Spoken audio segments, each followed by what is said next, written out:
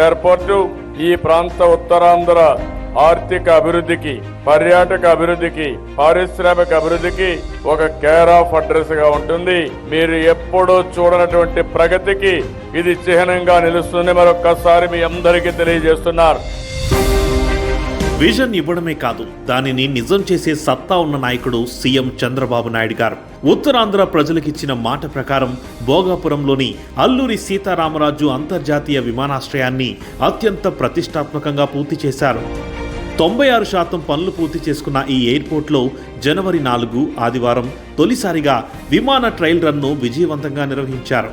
ఈ విమానంలో న్యూఢిల్లీ నుండి భోగాపురం వరకు కేంద్ర విమానయాన శాఖ మంత్రి కింజరపు రామ్మోహన్ నాయుడు ప్రయాణించారు. 2015 ఫిబ్రవరి 12న విజయనగరం పర్యటనలో భోగాపురం ఇంటర్నేషనల్ గ్రీన్ఫీల్డ్ ఎయిర్పోర్ట్ గురించి ముఖ్యమంత్రి చంద్రబాబు గారు తొలిసారిగా ప్రకటించారు. 2015 మే 20న రాష్ట్ర ప్రభుత్వం దీనికి ఆమోదం తెలిపింది. కానీ అప్పటి ప్రతిపక్ష నేత వైఎస్ జగన్మోహన్ రెడ్డి ఈ నిర్ణయాన్ని తీవ్రంగా వ్యతిరేకించారు.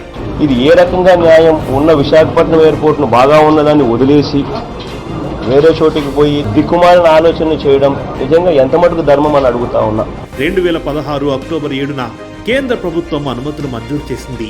2018 నాటికి భూసేకరణను పూర్తి చేసి ఎయిర్పోర్ట్ పనులను మొదలుపెట్టారు.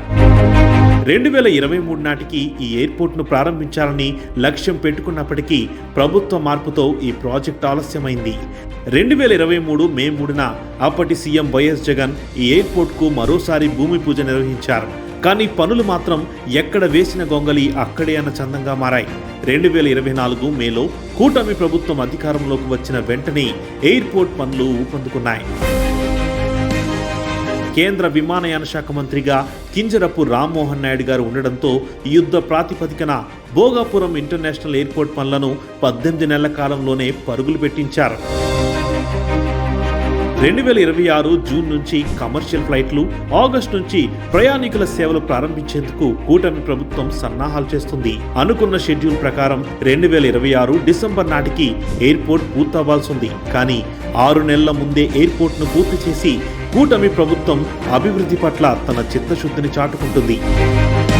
2700 ఎకరాలు, 81,000 చదరపు మీటర్ల విస్తీర్ణంతో దేశంలోనే అత్యంత పొడవైన రన్వేల్లో ఒకటిగా అల్లూరి సీతారామరాజు అంతర్జాతీయ విమానాశ్రయం పేరు మరికొద్ది రోజుల్లో ప్రపంచవ్యాప్తంగా మారుమోగబోతుంది.